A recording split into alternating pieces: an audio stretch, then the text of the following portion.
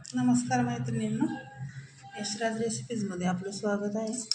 आणि आज आपण बनवणार आहे साबुदाण्याचे पापडे किंवा साबुदाण्याचे पापड. त्याच्यासाठी घेतलं आहे आणि साबुदाणा भिजत घातला आहे अर्धा किलो. ते हे आपले अर्धा किलो साबुदाणे. ह्याच्यासाठी आपल्याला लागते हिरवी किंवा लाल मिरची अशी मोठीशी वाटून घ्यायची. आता हे उपासाचे पापडे आपल्याला त्याच्यामध्ये तूप टाकलं आहे बघा. मी तेल टाकलं तर शेंगदाण्याचं टाकायचं, नाही तर मग तूप टाकायचं. मिरची परतल्यानंतर आपल्याला टाकायचं पाणी. ते आपण टाकूया 1 चमचा मीठ. तर मिरची बऱ्यापैकी परतली बघा. त्याच्यात टाकूया आपण पाणी. का मिरचीला कलर यायला लागलं तर आपली टाकायची 3 कांदे पाणी त्याच्यामध्ये. त्याला आपण 5 मिनटं झाली मीठ टाकून. त्याला थोडंसं आपल्याला बटाटा टाकायचा आहे. हे आपले 2 पातेले साबुदाणा होता.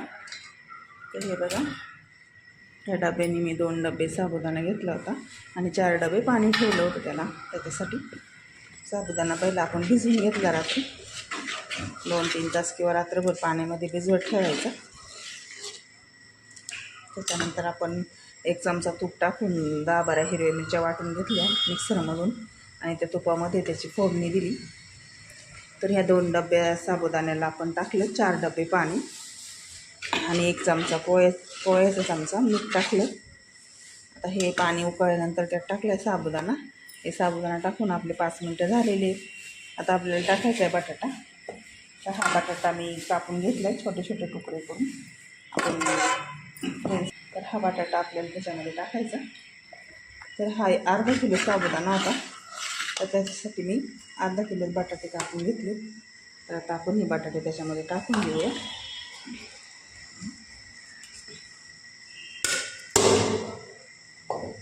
बटाटे टाकल्यानंतर पुन्हा आपल्याला 2 मिनटं ते शिजवून घ्यायचे. बटाटे टाकले जास्त वेळ नाही ठेवायचं, कारण पटकन ते शिजून जातात. वाफेवरच बटाटे होऊन जातात. तर हे मिश्रण आपल्याला छान मिक्स करून घ्यायचं आणि शिजू द्यायचं. 5 मिनटामध्ये आपलं साबुदाण्याचं पापडाचं मिश्रण तयार होईल बघा. खाली लागतं आपलं घट्ट व्हायला लागल्यानंतर त्याला कंटिन्यू आपण हलवून घ्यायचं चांगलं, म्हणजे ते खाली करपणार नाही. तर पहा, ठीक. आता हा बटाटा आपला 2 मिनटानंतर वाफून निघून जातो शिजून. तर 2च मिनटं ठेवायचं, झाकण ठेवलं तरी चालेल. आणि नंतर आपल्याला पापड्या टाकायच्या. तर 2 मिनटं आपण त्याला उकळून देऊया. हे पहा, आता आपण हे टाकून झालेले पापडे पाहू शकता किती छान गोल आणि व्यवस्थित आले. तर हा बटाटा मी याच्यामध्ये किसून टाकतं, कापून टाकलं आहे बघा. हे अशा आपण टाकलेले आहेत. तर हे अर्धा किलो साबुदाण्याचे आपल्या पापडे आहेत बघा. आणि तर हे दिवसभर उन्हामध्ये चांगले छान वाळून द्यायचे. जास्त पातळ पीठ नव्हतं केलं मी, कारण पातळ केल्यानंतर ते इकडं पण पांगतं जास्त. बघा किती छान गोल झालेत ते.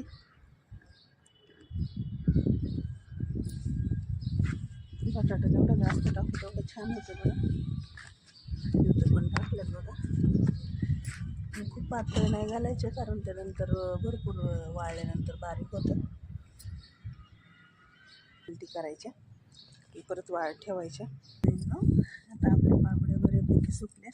आता हे आपल्याला पलटीचे एक करून आपल्याला सगळ्या पलटी करायच्या. थोडेसे ओरले असताना पलटी केले म्हणजे ते पहा किती छान झाली. आणि उलटता पण आली. संध्याकाळपर्यंत बऱ्यापैकी हे सुकून जातील. पहा, अगदी पटकन उलटतात. गेलं होतं त्याच्यावर टाकले होते पापडे.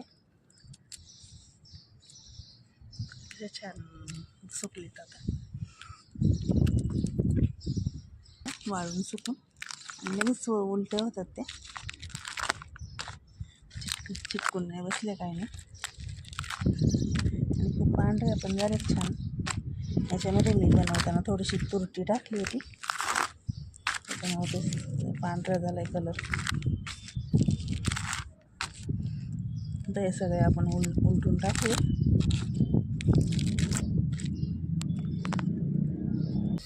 आणि किती सुंदर झाले ते पाहू शकता तुम्ही.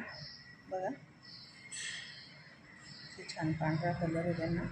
आणि बटाटा टाकलेला आहे बघा आपण त्याच्यात करून बटाट्याचे काप करून टाकलेले ते खूप सुंदर झालेत. आणि पातळ पण डब्यामध्ये भरताना पहिलं खाली कागद टाकायचा आणि डबा बंद करताना पण वरतून त्याला कागद लावायचा, म्हणजे हवा पास नाही होत त्याच्यातून आणि खराब नाही होत.